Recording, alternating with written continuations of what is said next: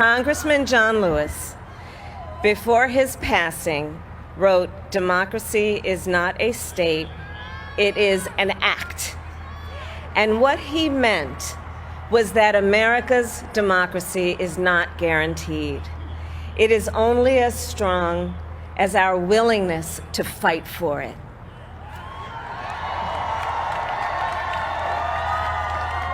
To guard it and never take it for granted. And protecting our democracy takes struggle, it takes sacrifice, but there is joy in it, and there is progress, because we, the people, have the power to build a better future.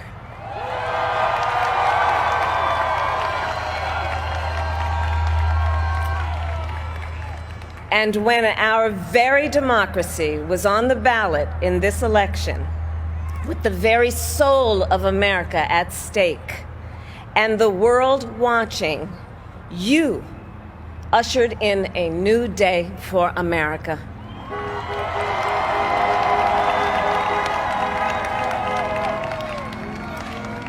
To our campaign staff and volunteers, this extraordinary team, thank you for bringing more people than ever before into the democratic process.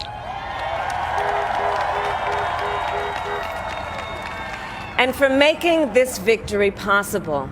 To the poll workers and election officials across our country who have worked tirelessly to make sure every vote is counted, our nation owes you a debt of gratitude.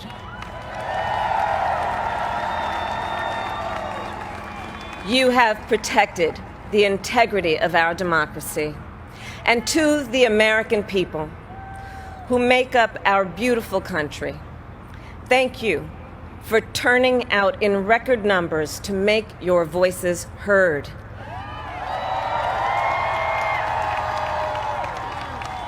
And I know times have been challenging, especially the last several months.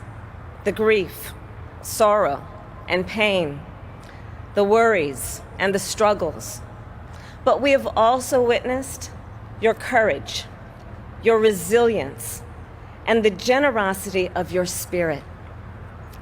For 4 years, you marched and organized for equality and justice, for our lives and for our planet. And then you voted.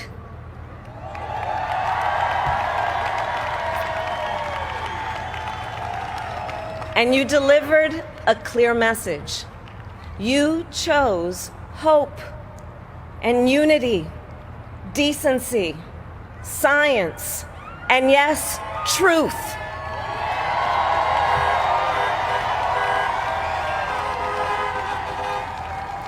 You chose Joe Biden as the next president of the United States of America.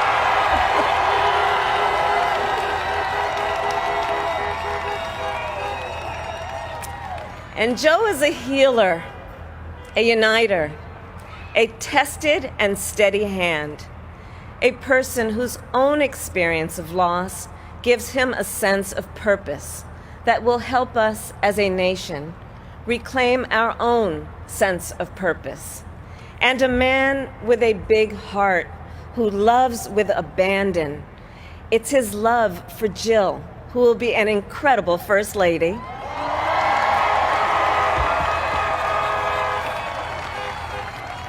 It's his love for Hunter and Ashley and his grandchildren and the entire Biden family.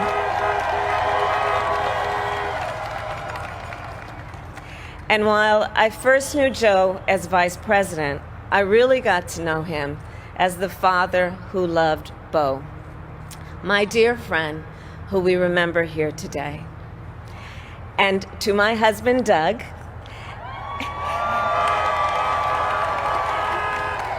and our children, Cole and Ella, and my sister Maya, and our whole family, I love you all more than I can ever express.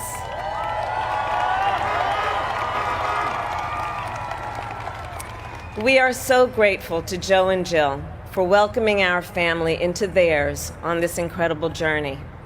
And to the woman most responsible for my presence here today, my mother, Kamala Harris, who is always in our hearts. When she came here from India at the age of 19, she maybe didn't quite imagine this moment. But she believed so deeply in an America where a moment like this is possible. And so I am thinking about her and about the generations of women, Black women,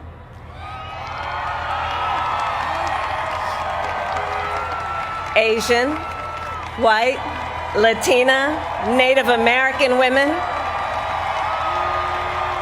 who throughout our nation's history have paved the way for this moment tonight.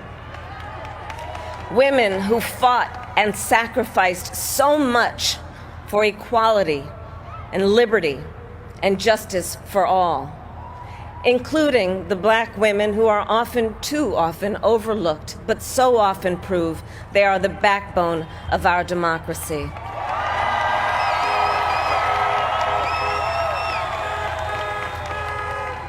All the women who have worked to secure and protect the right to vote for over a century, 100 years ago with the 19th Amendment, 55 years ago with the Voting Rights Act, and now in 2020 with a new generation of women in our country who cast their ballots and continued the fight for their fundamental right to vote and be heard.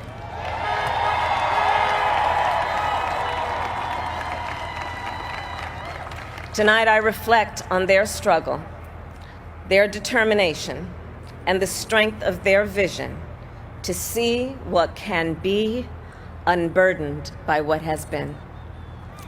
And I stand on their shoulders. And what a testament it is to Joe's character that he had the audacity to break one of the most substantial barriers that exists in our country and select a woman as his vice president.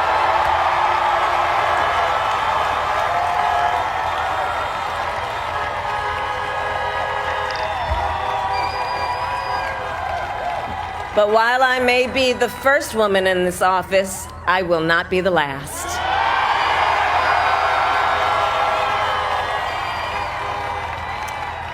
Because every little girl watching tonight sees that this is a country of possibilities. And to the children of our country, regardless of your gender, our country has sent you a clear message. Dream with ambition, lead with conviction, and see yourselves in a way that others may not, simply because they've never seen it before. But know that we will applaud you every step of the way.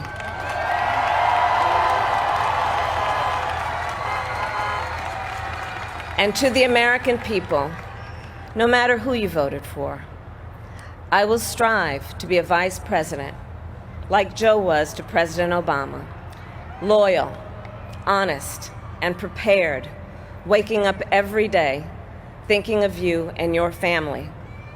Because now is when the real work begins, the hard work, the necessary work, the good work, the essential work to save lives and beat this epidemic, to rebuild our economy so it works for working people, to root out systemic racism in our justice system and society, to combat the climate crisis, to unite our country and heal the soul of our nation.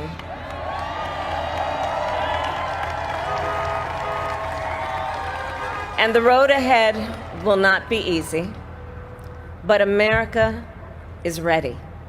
And so are Joe and I.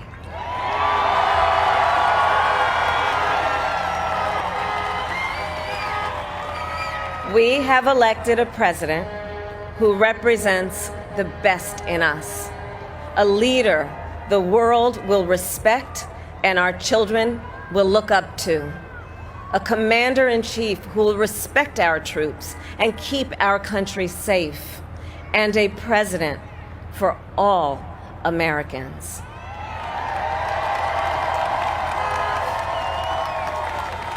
And it is now my great honor to introduce the President-elect of the United States of America, Joe Biden.